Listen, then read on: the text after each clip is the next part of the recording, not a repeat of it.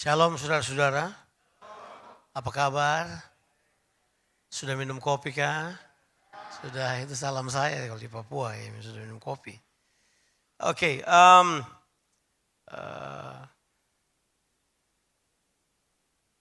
jadi tema rock, tema rim, ini rim seluruh dunia. Ini bulan ini adalah Pursuit of Holiness, kita mengejar kekudusan. Itu merupakan temanya kita. Jadi saya akan membahas tema ini.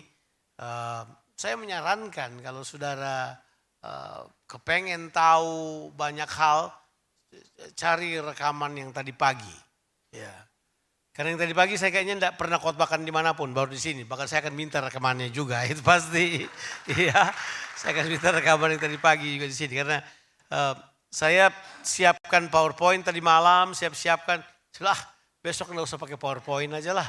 Supaya saya memberi peluang supaya Tuhan bisa bicara pada saudara secara khusus mengenai kekudusan ini. Jadi ini saya percayalah bahwa ini saya akan membahas dengan saudara apa yang saya rasa Tuhan berikan buat saudara. Jadi ini enggak, kalau mau dibilang persiapan khusus gitu, ya saya mempersiapkan banyak. Tapi untuk yang pagi ini saya akan memilih satu pembahasan kekudusan dengan angle yang mungkin berbeda. Jadi mari kita akan baca Alkitab kita. Kita akan membaca dari kitab 1 Petrus pasalnya yang pertama. Kita akan baca ayat 13 sampai ayatnya yang ke-16. Jadi kita akan membaca kitab 1 Petrus pasalnya yang pertama, ayatnya yang ke-13 sampai ayatnya yang ke-16. Akan tetapi, gini, saya menyarankan saudara membaca seluruh kitab 1 Petrus. Ya. Sesuatu kata, oh berat, ya ampun, baca kitab 1 Petrus itu enggak sampai 5 menit selesai itu. Trust me, coba aja. Cuman berapa? 4 pasal selesai kitab 1 Petrus. 5 pasal selesai kitab 1 Petrus. Itu enggak lama bacanya. Enggak lama. Karena kitab 1 Petrus ini adalah menurut saya kitab yang unik. William Barclay dalam bukunya yang berjudul Pengharapan di dalam Kristus, Hope in Christ, dia membahas secara khusus kitab 1 Petrus. Nah itu sesuatu yang powerful. Jadi coba kita baca dulu ayat-ayat ini, kemudian saya menyarankan saudara membaca seluruh kitab 1 Petrus. Nah saya akan menjelaskan beberapa saat tentang latar belakang mengapa surat ini ditulis, supaya saudara tahu mengapa Petrus menulis surat ini. Jadi kita baca dulu ayat ini. Sebab itu, siapkanlah akal budimu, waspadalah, dan letakkanlah pengharapanmu seluruhnya atas kasih karunia yang dianugerahkan kepadamu pada waktu pernyataan Yesus Kristus. Ayat 12, hiduplah sebagai anak-anak yang taat dan jangan turuti hawa nafsu yang menguasai kamu pada waktu kebodohanmu. Ayatnya yang ke-15, tetapi hendaklah kamu menjadi kudus di dalam seluruh hidupmu sama seperti Dia yang kudus yang telah memanggil kamu. Ayat 16, sebab ada tertulis, kuduslah kamu sebab aku kudus. Oke. Nah sebelum saya membahas ayat-ayat ini dan mengeluarkan dari konteks, saya mau mendudukkan saudara pada posisi ayat ini. Jadi surat ini ditulis oleh Rasul Petrus. Petrus adalah salah satu murid yang paling prominent dari Yesus selama Yesus berada di dunia ini. Petrus adalah seorang yang mungkin paling dekat dari semua murid Yesus. Dia yang paling mengalami banyak peristiwa bersama Yesus. Karena Petrus sendiri adalah salah satu dari 3 orang yang merupakan close ring dari Yesus. Yesus punya murid yang dekat, 3 orang itu. Petrus, Yohanes, dan Yakobus. Nah Petrus ini adalah pemimpin gereja di Yerusalem setelah kenaikan Yesus Kristus. Dia memimpin gereja di Yerusalem. Kalau saudara baca Kisah Rasul pasalnya yang pertama, kedua, sampai pasalnya yang ke-13. Di pasal 13 beralih kisah-kisah Rasul lebih banyak didominasi oleh seorang yang bernama Paulus. Tapi sudah bisa membaca bagaimana Petrus adalah pemimpin yang luar biasa hebat. Petrus ini yang pernah berkata waktu dia di hadapan pengadilan agama, ketika para mahkamah berkata kepada mereka, kamu boleh ajar apa aja, kecuali jangan ajarkan nama Yesus kepada orang-orang ini. Petrus berkata apa? Tidak mungkin bagi kami untuk tidak menceritakan apa yang kami lihat, apa yang kami dengar, apa yang kami raba tentang dia itu. Sebab bagi kami taat kepada Allah lebih penting daripada taat kepada manusia. Sudah tahu cerita itu. Kisah Rasul pasal 4. Nah, Petrus ini kemudian menulis kepada jemaat-jemaat Kristen yang berdiri setelah penganiayaan. Jadi ini jemaat sudah ada di daerah kalau sekarang ini Turki. Makanya kalau sudah baca ayat yang pertama, ada beberapa region disebut di situ. Ada Pontus, ada Galatia, ada Bitinia, ada Kapadokia. Sudah bisa baca ayat yang pertama. Jadi ada 5 region di mana Petrus tulis surat ini disebabkan alasan dia menulisnya karena orang percaya di tempat-tempat itu sedang mengalami penganiayaan. Jadi mereka dalam konteks sedang dianiaya. Siapa yang pernah dianiaya di sini? Oke, baguslah. Anda hidup di negara yang bagus kan. Kita nggak dianiaya kan? Nggak ada. Ya, tapi pada waktu Kristen berkembang penganiayaan datang. Ada banyak sekali bentuk penganiayaan yang datang kepada mereka. Penganiayaan ini telah menyebabkan mereka, ini kata penting yang saudara harus pertimbangkan. Mereka kehilangan pengharapan. Nah sebelum saudara bingung, saya tidak mau tanya lagi sebab saya sudah temukan ada orang kira dia tahu arti kata berharap atau pengharapan. Ternyata dia nggak tahu. Arti pengharapan apa? Ini saya beritahu supaya saya tidak usah mikir banyak. Arti pengharapan adalah tersambung pada tujuan. Saya ulangi lagi. Arti pengharapan itu artinya adalah connect to the purpose. Tersambung pada tujuan. Jadi harapan itu bukan tentang apa yang kita mau. Bukan tentang apa yang Anda mau. Tapi pengharapan itu tentang tujuan Allah dalam kehidupanmu. Itu dia. Kalau orang kehilangan tujuan, selesai. Alkitab itu adalah kitab yang sangat kuat membahas tentang tujuan. Tujuan kehidupan, apa yang Tuhan kehendaki, tujuan Allah tentang kehidupan ini. Jadi Petrus beritahu, makanya kalau sudah baca 1 Petrus pasalnya yang pertama, ayatnya keempat, 5, 6 dan seterusnya, ayat 5 seterusnya mulai dia bilang ini, hei kamu itu telah diselamatkan oleh imanmu kepada dia. Dan kamu telah memiliki harapan yang tersimpan. Dia bilang pengharapan yang tidak akan layu, pengharapan yang tidak akan pudar, pengharapan yang luar biasa yang tersimpan bagi kamu. Sayangnya terjemahan Inggrisnya bilang, terjemahan Indonesia bilang di sorga. Harusnya tersimpan di alam rohani. Sebab itu Tuhan sudah berikan buat kita pengharapannya. Dia nggak ada di sorga lagi, telah dilepas oleh Tuhan untuk kita di dunia ini. Tapi dia dalam apa? Spiritual realm. Dia bilang itu tersimpan bagi kamu. Makanya dia kemudian jelaskan bahwa pengharapan inilah yang diberikan pada kamu. Bahwa keselamatanmu tidak akan sia-sia. Bahwa kamu tidak akan pernah sia-sia dalam keselamatanmu. Jadi dia bilang begini, harusnya kalau kamu menderita, perhatikan tujuanmu.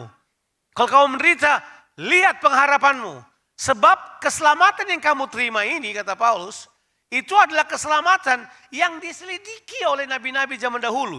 Jadi bayangkan, Yesaya, Yeremia, siapa lagi sebut nabi? Daniel, itu mereka kaget. Ya ada sekelompok manusia di masa datang yang mengenal yang namanya keselamatan. Yang mereka nggak tahu, diteliti oleh mereka. Nah kemudian dia beritahu, dalam penelitiannya itu dia memberitahu bahwa hey ada bangkit satu umat. Satu umat yang mengerjakan kehendak Allah. Umat ini sekarang ini dalam penderitaan. Setuju? Nah, baru kita baca ayat itu kemudian menjadi bagian. Sayangnya Alkitab yang ditulis sekarang itu terlalu banyak perikopnya. Jadi kalau baca buang perikopnya supaya sudah bisa baca langsung. Kan ini surat. Emang orang tulis surat pakai perikop? Enggak masa saya tulis surat pada istri saya. Salam dan doa. Sayangku, saya sekarang sudah ada di Timika. Saya kemarin makan papeda, sudah 2 hari di Timika, 2 hari makan papeda. Perikop berikutnya, saya melakukan seminar sepanjang hari kemarin. Diikuti dengan diskusi dengan para penatua sampai malam. Perikop yang ketiga, makan saya tetap baik, saya bahagia. Masa begitu? Enggak kan? Saya tulis surat sebuah narasi yang utuh. Tapi kita potong-potong, makanya kita suka kehilangan pengertian. Nah, ayat ini dia beritahu begini. Sekarang buat kita, karena ada kemungkinan orang kalau teraniaya, orang kalau tertekan, tertekan. Orang kalau depressed, mereka bisa kehilangan iman mereka. Mereka bisa kehilangan kepercayaan mereka. Dan paling mudah mereka melepaskan kekudusan mereka. Makanya Petrus bilang gini, supaya kamu tetap mempertahankan suatu kehidupan yang kudus. Ini caranya. Nah, apa itu kehidupan yang kudus? Kehidupan yang dipisahkan untuk Tuhan supaya kita melakukan tujuan-tujuan Tuhan. Itu definisi kekudusan. Orang-orang yang dipisahkan dan dikhususkan untuk Tuhan untuk melakukan tujuan-tujuan Tuhan. Itu artinya kekudusan. Jadi kekudusan adalah apa? Dipisahkan dan dikhususkan untuk Tuhan. Arti yang lain dari kekudusan adalah Anda tidak dikuasai oleh dunia lagi, tapi Anda dikuasai oleh Allah. Nah, saya sudah katakan bahwa semua kata dunia di Alkitab tidak boleh dibaca sebagai tempat. Dunia di Alkitab harus dibaca sebagai sistem atau budaya. Kalau bumi adalah tempat, dunia itu adalah sistemnya. Makanya sistem dunia. Kita orang percaya ada di dunia, tapi kita bukan berjalan dalam sistem dunia. Itu kan? Yesus berkata, tadi di kebaktian sebelumnya saya kutip ayatnya Yohanes 17. Seperti aku bukan dari dunia, mereka pun juga bukan dari dunia. Berarti kita juga bukan dari dunia, tapi kita diutus ke dalam dunia. Makanya cara hidup kita di bumi ini tidak boleh dengan cara duniawi, tapi harus dengan cara kerajaan Allah. Amin. Sampai sini kita oke? Sudah belum ya? Oke. Oke. Kalau sudah oke kita lanjut. Oke. Sebab khotbah kayak gini jarang dikhotbahkan. Saya tahu yang sudah dengar diberkatilah. Tapi saya tahu Pastor Jerry enggak lah. Ya. Di Rock Makassar mereka bilang, kalau datang di Rock Makassar kita harus berpikir. Jadi ternyata ada banyak orang pergi ke gereja yang tidak berpikir. Mereka cuma duduk dan mulutnya terbuka dengar. Tapi sekarang coba kita membahas hal ini. Coba kita lihat dulu ayat yang ke-13 terlebih dahulu. Jadi apa yang saya sampaikan pada saudara, bagaimana hidup dalam kekudusan. Itu sekarang bagaimana, how-nya. Oke? Tadi pagi kita banyak bahas tentang teologinya, kita bahas pengertian. Sekarang kita membaca how. Jadi Petrus bilang, kamu tetap bisa hidup kudus di tengah-tengah penderitaan. Kamu bisa hidup kudus di tengah-tengah tekanan dunia ini. Kamu bisa hidup kudus. Caranya bagaimana? Nah, dimulai ayat yang ke-13. Dia berkata apa? Coba kita kembali ayat 13. 1 Petrus 1 tadi. Sebab itu, siapkanlah akal budimu. Everybody say, siapkanlah akal budimu. Prepare your mind. Memang kata pikiran dalam bahasa Yunani adalah phroneo. Phroneo itu bukan cuma pikiran biasa, tapi sikap mental kita terhadap sesuatu. Attitude kita terhadap sesuatu begini. Siapkanlah pikiranmu, kemudian waspadalah. Berarti saya pelajari sesuatu. Kekudusan dimulai dari cara berpikir. Oke, ulang dulu. Kekudusan adalah apa? Cara berpikir. Oh, kita semua punya cara pikir. Saya melayani 42 tahun. Saya menemukan bahwa hal yang terberat mengubah orang percaya adalah pola pikir mereka, paradigm mereka, cara pikir mereka itu paling susah diubah. Mereka gampang sekali kalau diatur bilangnya, begini. Mereka adalah pengikut instruksi yang baik, tapi mereka bukan pemikir yang baik. Mereka melakukannya hanya ikuti aja tanpa berpikir. Jadi memang kita jago-jago budaya sih. Salah satu arti budaya adalah melakukan sesuatu tanpa pikir. Itu benar. Salah satu definisi budaya adalah doing things without thinking. Tanpa berpikir. Nah, coba kita lihat dulu. Dia bilang ini, letakkanlah sikap mentalmu, akal budimu, pemikiranmu. Waspadalah. Bilang dulu, waspada. Jadi ada dulu acara televisi namanya Bang Napi. Waspadalah. Waspada itu adalah sebuah kesiapan mental, harus siap. Siap itu adalah sikap yang kita pakai untuk berhadapan dengan sesuatu. Kesiapan. Apa? Waspadanya harus apa? Dia bilang ini, letakkanlah pengharapanmu. Itu dia. Wow. Sekali lagi, pengharapan itu bukan apa yang Anda inginkan. Pengharapan itu adalah tujuan-tujuan Allah. Apa tujuan Allah buat kita? Kalau Anda baru di gereja Rock, segera datang ke gembalamu dan pemimpinmu tanya, tolong kasih tahu tujuan kita itu apa. Sebab di Rock kita habiskan waktu terbanyak hanya untuk membahas tujuan Allah dalam kehidupan manusia. Kita telah menemukan setelah belajar bahwa tujuan Allah buat kehidupan manusia bukanlah masuk sorga. Tujuan Allah buat kita tertulis di Kejadian 1 ayat 26 adalah supaya kita menjadi serupa dengan Kristus dan memerintah bersama dengan Dia.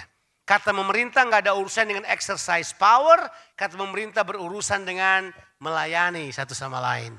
Sebab di mata Tuhan, siapa yang melayani, dia memerintah. Enggak ya? Dari wajah saudara-saudara kaget ada statement ini dari mimbar.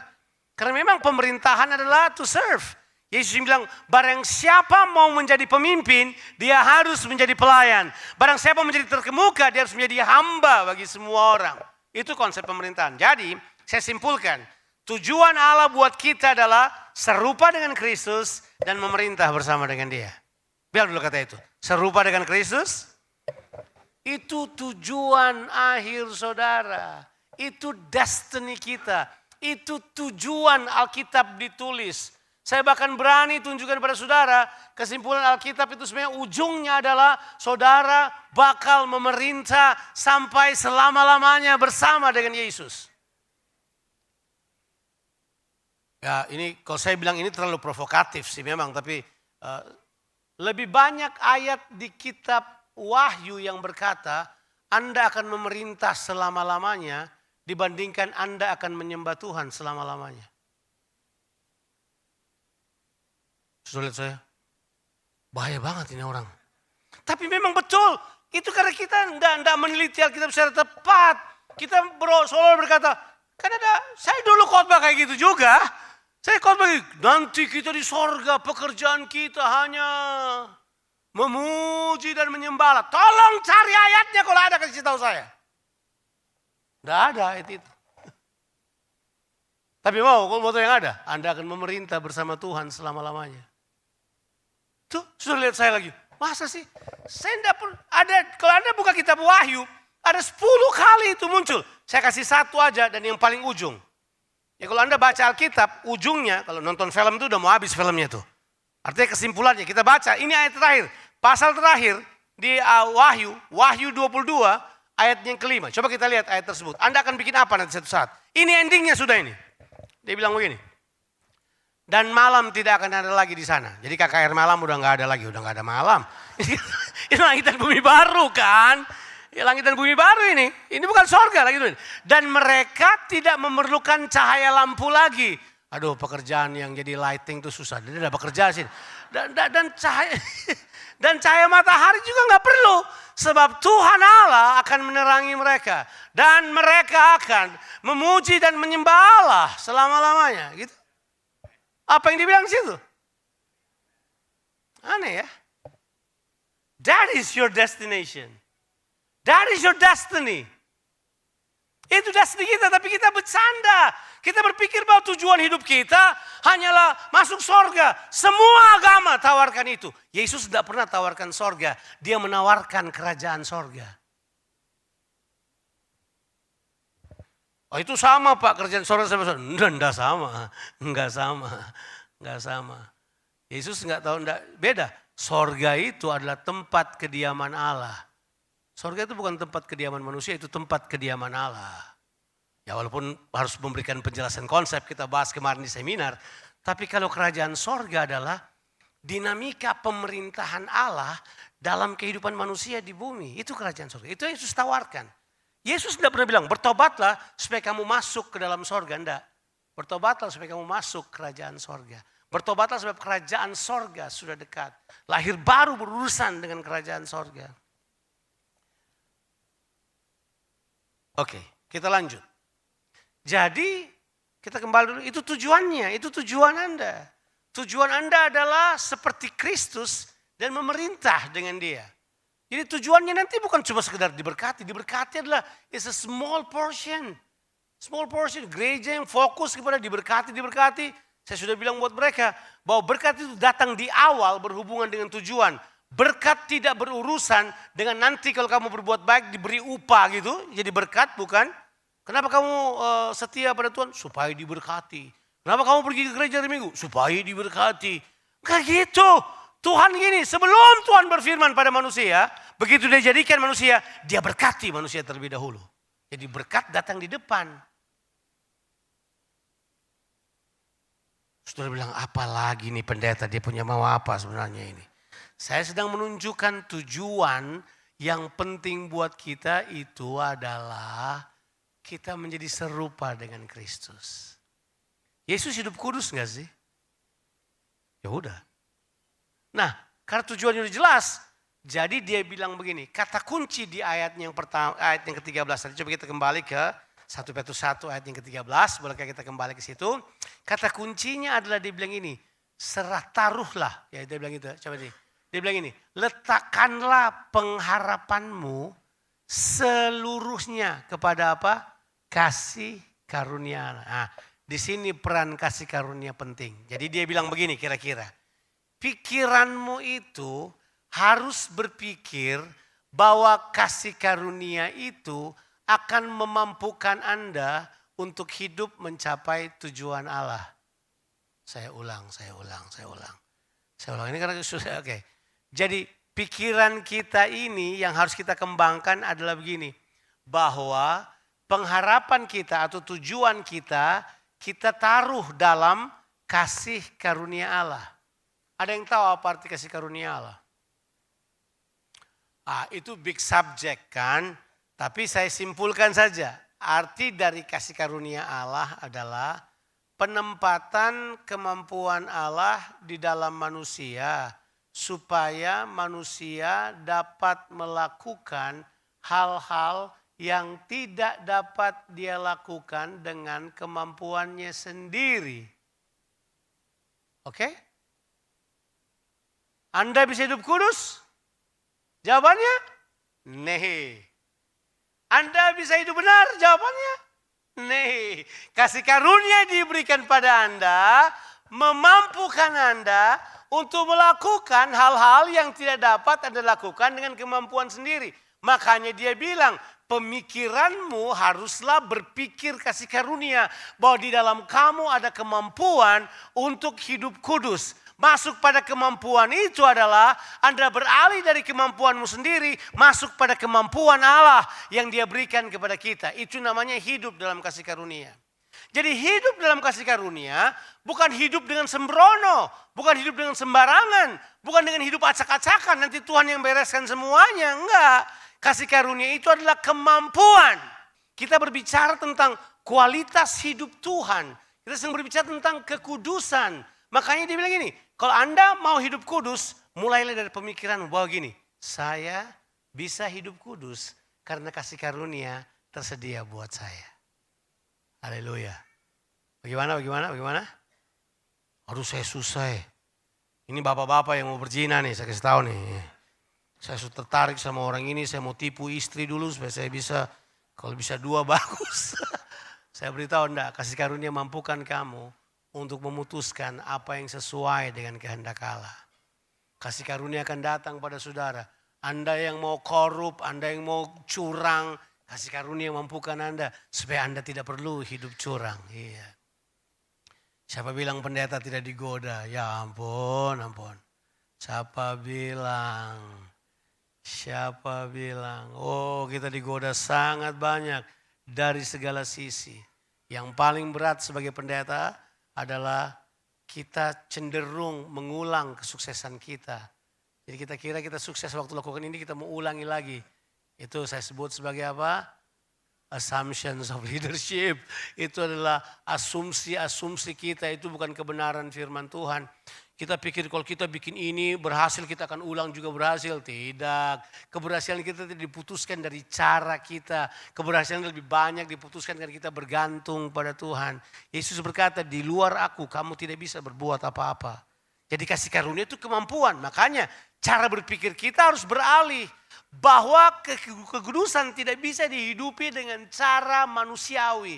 Anda harus masuk dalam kehidupan di dalam kasih karunia Allah. Ada kasih karunia? Possible to live holy.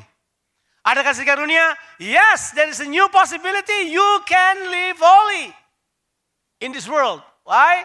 Ada kasih karunia. Kamu bisa hidup Dengan kekudusan Allah, dalam kekudusan, karena ada kasih karunia. Ya. Kalau kamu jatuh, Tuhan ampuni kamu. Haleluya. Makanya kalau saudara baca doa Yesus bilang gini, Bapa, kalau mereka minta dikeluarkan dari dunia, jangan, tahan mereka di dunia aja. Nah, kalau mereka berbuat salah, ampunilah mereka, jagailah mereka. Makanya pengampunan itu adalah sebuah gaya hidup kekudusan. Ya. Nanti kita ke situ. Oke, sekarang kita sudah lihat bahwa pertama adalah kita harus berpikir kasih karunia. Nah, jadi kita harus berpikir kasih karunia. Letakkan tujuan-tujuan kita pada kasih karunia. Bahwa dengan kemampuan Allah kita bisa, dengan kemampuan Allah kita sanggup, dengan kemampuan Allah kita akan mencapai tujuan Tuhan dalam kehidupan ini. Siapa yang mau menerima kemampuan Allah? Saudara mau? Terima kasih karunia. Percaya pada kasih karunia. Oke, sekarang ayatnya yang ke-14. Ayat yang ke-14 langsung dia menyatakan sebuah statement yang luar biasa. Ayat 14, hiduplah sebagai anak-anak yang taat. Berarti yang kedua adalah setelah kasih karunia datanglah ketaatan. Berarti kasih karunia dan ketaatan selalu berjalan bersama. Ada pengajaran yang berkata begini, taat tidak penting, yang penting kasih karunia. Jangan percaya pengajaran itu. Pengajaran itu adalah pengajaran paling sesat di dunia. Ketaatan adalah manifestasi dari apa yang kita miliki di dalam kita. Jadi ketaatan itu cuma bukan melakukan sesuatu, tidak. Ketaatan itu adalah Anda menyatakan kekudusan Allah di dalam Anda. Anda menyatakan kebenaran Allah di dalam Anda. Jadi waktu Anda bertindak, tindakan Anda itu ketaatan. Jadi Anda telah benar terlebih dahulu untuk menghasilkan tindakan ketaatan. Kalau orang yang belum di dalam Kristus taat, itu bukan ketaatan namanya. Mereka cuma melakukan sesuatu yang mungkin juga mereka nggak tahu apa namanya. Seringkali kecemasan kita tidak beralasan. Kecemasan itu asumsi-asumsi negatif dari cara pikir kita. Makanya kita nggak taat pada Tuhan karena asumsi bodoh. Saya cerita juga, saya juga pernah begitu. Saya butuh kira-kira 75 juta. Dia 3M, saya cuma 75 juta. Jiko dong, orang Makassar bilang begitu. Saya butuh, tapi kan kita butuh. Nama-nama juga butuh. Gak ada, saya sudah cemas. Aduh bagaimana ini bagaimana ini. Ya sudah, saya sudah pikir waktunya masih 5 hari. Hari ketiga ada yang telepon. Pak Jo, udah gak usah pikir 75 jutanya. Sudah ada yang bayar. Hah? Siapa yang bayar? Sudahlah, kamu udah perlu tahu. Saya paling jengkel dikasih begitu. Pertama tidak ada alasan berterima kasih kan. Tapi saya mau katakan, kekhawatiran saya 3 hari sebelumnya sebenarnya tidak sebanding dengan yang ini kan. Tapi itulah, saya beritahu kekhawatiran itu dosa loh. Terus masa sih? Bukankah semua orang khawatir? Enggak, itu tanda Tuhanmu beda sama Tuhan Yesus, makanya kamu khawatir. Iya kan? Kata jangan khawatir itu, janganlah kamu khawatir itu katanya muncul persis kata ini. Janganlah kamu melayani 2 tuan. Kamu tidak bisa melayani Tuhan dan Mamon bersama-sama. Sebab kamu akan mengasihi yang satu dan membenci yang satu. Kamu akan setia pada yang satu dan tidak mengindahkan yang lain. Makanya kamu tidak bisa melayani Tuhan dan Mamon bersama-samaan. Baru muncul kata itu. Janganlah kamu khawatir. Sayangnya di Indonesia diputuskan oleh perikop. Halo? Kalau Anda buang perikopnya itu langsung. Kan Matius tidak tulis pakai perikop. Coba bayangkan pemahamannya. Jadi kira-kira begini dia mau bilang. Ketaatan itu adalah manifestasi dari kepercayaanmu dan manifestasi dari apa yang kamu miliki di dalam kamu yang telah dikuatkan oleh kasih karunia. Jadi kalau orang tanya, apakah kasih karunia membuang ketaatan? Tidak. Kasih karunia menguatkan kita, memampukan kita untuk taat. Amin. Siapa yang tahu bahwa ketaatan kita mengerjakan kekudusan. Di dalam 1 Petrus pasalnya yang pertama ayatnya, kalau dibawa sudah baca, ayatnya ke-22. Coba kita mundur ke ayat 22 dulu, nanti balik ke sini lagi. Karena kamu telah menyucikan dirimu oleh apa? Ketaatanmu kepada kebenaran. Kata kebenaran itu adalah kebenaran firman Tuhan. Aletheia bahasa Yunaninya. Sehingga kamu dapat mengamalkan kasih persaudaraan. Nanti kita bahas itu. Tapi kelihatan kan dengan jelas bahwa ketaatan itu jelas menghasilkan atau mengerjakan kekudusan. Sebenarnya terjemahan yang tepat adalah ketaatan itu memanifestasikan kekudusan. Di mana orang taat, kekudusan hadir di situ. Amin. Taatlah. Dengar firman Tuhan, lakukan. Dengar firman Tuhan, lakukan. Yang ketiga sekarang. Poin yang ketiga. Yang pertama adalah dimulai dari pikiran, berpikir kasih karunia. Yang kedua mentaati kebenaran. Yang ketiga, ini dia yang ketiga. Yang ketiga ayatnya yang ke-15 sekarang. Tetapi hendaklah kamu menjadi apa? Kudus dalam seluruh hidupmu sama seperti. Kata kunci ayat ini adalah seperti. Bilang dulu seperti. Nah itu bilang seperti. Berarti dia beritahu buat kita kekudusan itu sederhana adalah jalan keserupaan. Bilang dulu jalan keserupaan. Ingat kita bahas tadi apa tujuannya kita? Serupa dengan Kristus. Jadi sebenarnya kekudusan itu simple. Waktu Anda punya tujuan di dalam Tuhan akan merupakan sebuah keniscayaan. Sesuatu yang layak, yang patut seharusnya. Begitu Anda hidup dalam kekudusan, ini dia ini. Tujuan jadi mudah bagi Anda. Sama juga kalau saya bilang, kalau Anda mengenal tujuan dalam kehidupan saudara, kekudusan itu keniscayaan. Sesuatu yang natural buat kita. Makanya teruslah terfokus pada tujuan Allah dalam kehidupanmu. Terus lihat tujuan Allah. Terus hidup dalam kebenaran Allah. Terus menyatakan kasih karunia Allah. Itu semua adalah manifestasi dari ketaatan kita. Karena kekudusan yang ketiga adalah hidup serupa dengan Kristus. Apa maksudnya hidup seperti Kristus? Sederhana. Di Injil itu penuh dengan cerita Yesus melakukan sesuatu. Yesus mengajarkan sesuatu.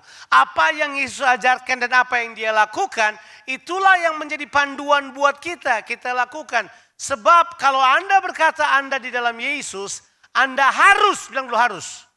Hukumnya wajib, bukan sunat. Itu harus hidup sebagaimana Kristus hidup. 1 Yohanes pasalnya yang kedua, ayatnya yang ke-6. Coba kita lihat statement ini. Itu berarti simple.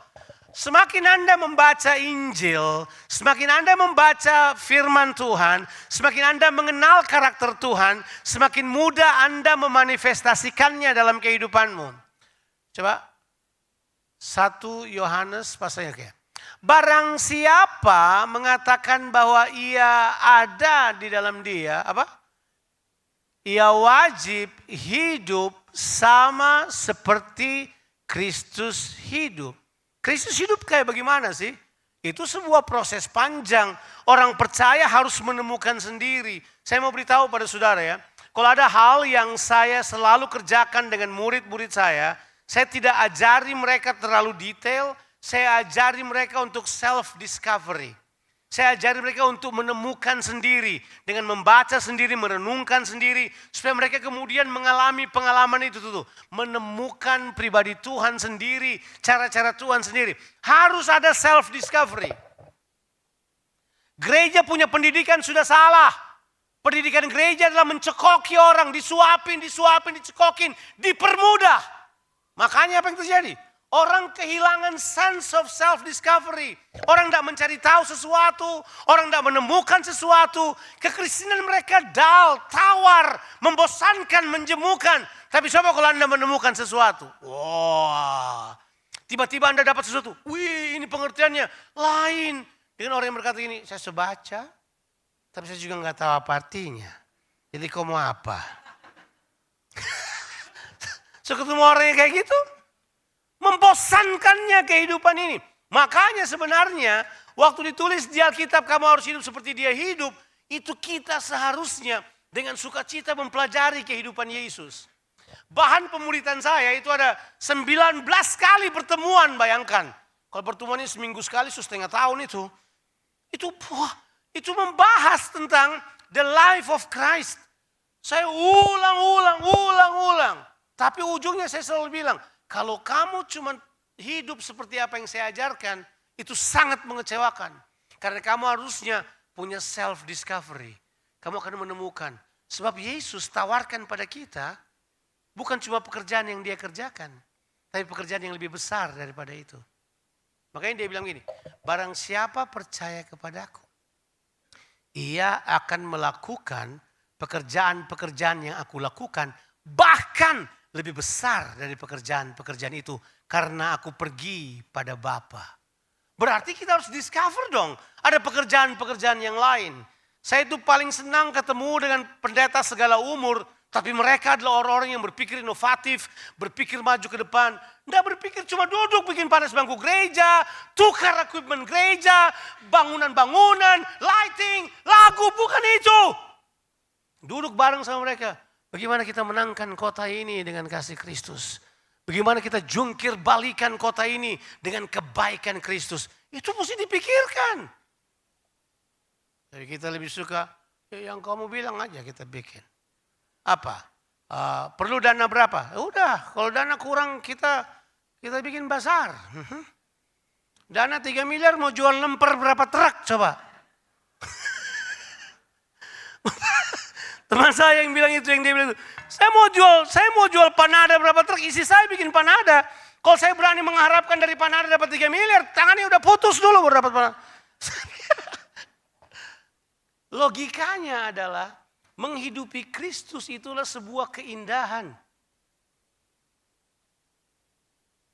Kalau orang tanya pada saya, 42 tahun kamu melayani Tuhan, apa yang paling nikmat? Saya bilang ketika saya discover Tuhan buat sesuatu dan saya mengalaminya dalam kehidupan saya. Wah, itu nggak ada harga bayarnya. Sekolah teologi tidak bisa beli itu.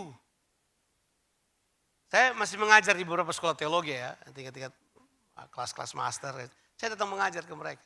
Saya selalu bilang buat dia, tutup buku teologiamu, buang semua yang kamu pikirkan tentang teologi, saya mau mengajar buat kalian. Tapi yang saya ajarkan adalah sebuah pengalaman kehidupan berdasarkan firman Tuhan. Itu. Tapi begitu saya buka kemudian saya beritahu, ini semua yang kamu sampaikan teologi, terserah. Tapi saya cuma cerita pengalaman saya. Itu menyegarkan. Coba, bagaimana hidup Anda seperti Kristus? Menurut saya, kekudusan adalah hidup seperti Kristus. Ada yang lebih bagus daripada itu definisinya? Kekudusan adalah apa? Hidup seperti Kristus hidup. Itu kekudusan. Karena Anda taat melakukan kehendak Allah. Karena kita hidup seperti Yesus. Kita hidup seperti Kristus hidup. Kalau Anda terus berpikir seperti itu, beda kehidupanmu. Makanya ada pergerakan yang saya diberitahu bahwa saya boleh khotbah lebih sedikit. Karena waktunya lebih panjang. By the way, terima kasih telah having saya di sini. Saya punya 1, 2, 3, 4, 5 sesi dengan saudara, menyenangkan sekali. It's okay. Tepuk tangan gak terlalu penting lah. Sudah, nanti sebentar kita makan nasi kuning, kita cerita lebih lama lagi. Tapi saya mau cerita ini pada saudara tentang bagaimana orang menghidupi Yesus itu memang sesuatu yang menyenangkan. Jadi ada sebuah pergerakan yang kemudian mempraktekkan apa yang disebut dengan what would Jesus do. Pernah dengar nama orang yang bernama Nicky Gamble? Nicky Gamble and the gang menemukan sebuah cara untuk menolong orang. Kalau dia berhadapan dengan masalah, what would Jesus do? Misalnya seorang laki-laki tiba-tiba ada cewek terlalu agresif, what would Jesus do? Kira-kira. Misalnya ada orang tiba-tiba pengen sekali ambil barangnya orang. What would Jesus do? Kira-kira gitulah. That's the way they mindset untuk membuat sebuah movement yang namanya What Would Jesus Do? WWJD. Siapa yang pernah tahu hal tersebut? Oke, baiklah. Ya, saya tidak berharap sudah tahu juga anyway. Tapi what would Jesus do? The WWJD ini menjadi movement yang luar biasa. Jadi mereka itu berpikir aja kalau berhadapan dengan sesuatu, what would Jesus do? Itu yang mereka pikir terlebih dahulu. Kalau kamu kemudian dalam keadaan kepepet, kamu misalnya ditahan polisi, apakah kasih keluar uang 100.000 atau what would Jesus do kalau Yesus ditangkap di jalan? Yesus belum pernah naik mobil. Makanya dia jalan kaki supaya tidak pernah ketemu polisi tahan di tengah jalan. Nah, but the point is very clear kan? What would Jesus do? Itu pertanyaan yang bagus kan? Iya gak sih? Nah, tapi kemudian bukti ini paling buruk. Diteliti oleh Barna Institute bahwa ini Amerika itu memang mereka mau jadi peneliti apapun diteliti oleh mereka. Jadi mereka teliti di toko-toko buku Kristen. Items yang paling banyak dicuri di toko buku Kristen adalah item what would Jesus do. Misalnya gelang, kalung, apalagi. Itu paling banyak dicuri, topi. Jadi kemudian saya bercanda, saya bilang jadi kalau Yesus lihat item what would Jesus do, Yesus mencurinya pasti ya. Karena ternyata cara kayak begitu, artinya gini, sloganisme tidak mengubah orang. Tapi firman Allah mengubah manusia. Jadi jelas kita harus hidup sesuai dengan firman Tuhan. Jadi khotbah ini adalah khotbah yang sangat praktis, menolong Anda untuk paling tidak hidup kudus. Sebab Tuhan berkata begini, kuduslah kamu sebab aku kudus. Artinya apa itu? Kekudusanmu karena Tuhan yang kudus. Kamu diubah dari hari ke hari sampai kamu menjadi serupa kudus seperti Dia. Kamu menang terhadap dunia. Tuhan Yesus memberkati kita sekalian.